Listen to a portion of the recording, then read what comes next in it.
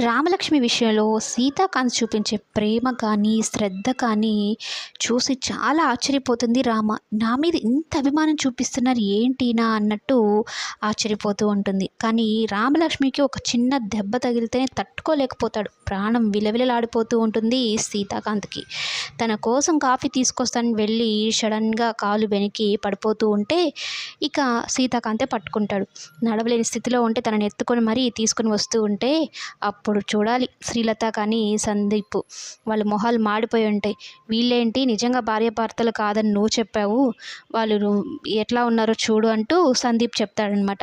ఇక సీతాకాంతే రామలక్ష్మికి దగ్గరుండి తన కాలు పట్టుకొని బామ్ రాసి ఐస్ క్యూబ్స్ పెట్టి నొప్పి తగ్గిందా లేదంటే హాస్పిటల్కి వెళ్దామా అని అడుగుతూ ఉంటే సీతాకాంత్ వాళ్ళ తాతయ్య ఎంత మురిసిపోతాడో.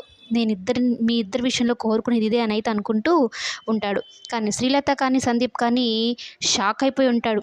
నిజంగానే భార్యాభర్తలా ఏంటి వీళ్ళు, అయినా రేపు గుడికి వెళ్తాం కదా అక్కడ తేల్చేస్తానులే అన్నట్టు శ్రీలత సందీప్తో చెప్తూ ఉంటుంది. మరోవైపు రామలక్ష్మి కూడా సీతాకాంత్ విషయంలో ఆలోచనలో పడుతుంది. ఏంటి ఈయన నా మీద ఇంత శ్రద్ధ చూపిస్తున్నాడు, చాలా కంగారు పడిపోతున్నాడు, రాత్రి నుంచి అదే అడుగుతూ ఉన్నాడు, నొప్పి తగ్గిందా లేదా రామలక్ష్మి అని అయితే అనుకుంటూ ఆలోచిస్తూ ఉంటుంది. ఇంతలో సిరి వీళ్ళిద్దరిని ఎలాగైనా కలపాలి, మా కోసం అంటే సిరి ధనల కోసం మనసు చంపుకొని వాళ్ళు పెళ్లి చేసుకున్నారు, అందుకు వాళ్ళిద్దరు సంతోషంగా ఉండాలి అంటూ వాళ్ళిద్దరిని ఎలాగైనా కలపాలి అని టిఫిన్ తీసుకొని వస్తుంది. అంటే ఒకరికొకరు తినిపించుకోవాలి, అంటే అలా అయినా వాళ్ళిద్దరు దగ్గర అవుతారు, వాళ్ళ మనసులో ఉన్న ప్రేమ కొంచెం బలపడుతుంది అన్నట్టు సిరి ఆలోచన.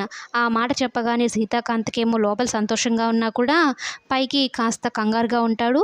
రామలక్ష్మి కూడా కంగారు పడుతూ ఉంటుంది. దానికి రామలక్ష్మి విషయంలో సీతాకాంత్ ప్రేమ చూపిస్తున్నాడు అన్నట్టు సీతాకాంత్ ప్రేమనైతే గుర్తించగలిగింది రామలక్ష్మి. మరి రామలక్ష్మి సీతాకాంత్ ప్రేమను ఒప్పుకుంటుందా లేదా అనేదే ఇక్కడ పెద్ద ట్విస్ట్. అభిని రామలక్ష్మి ప్రేమిస్తుంది కాబట్టి సీతాకాంత్ అయితే తన ప్రేమనైతే బయటపెట్టాడు. మరి రామలక్ష్మి తెలుసుకుంటుందా లేదని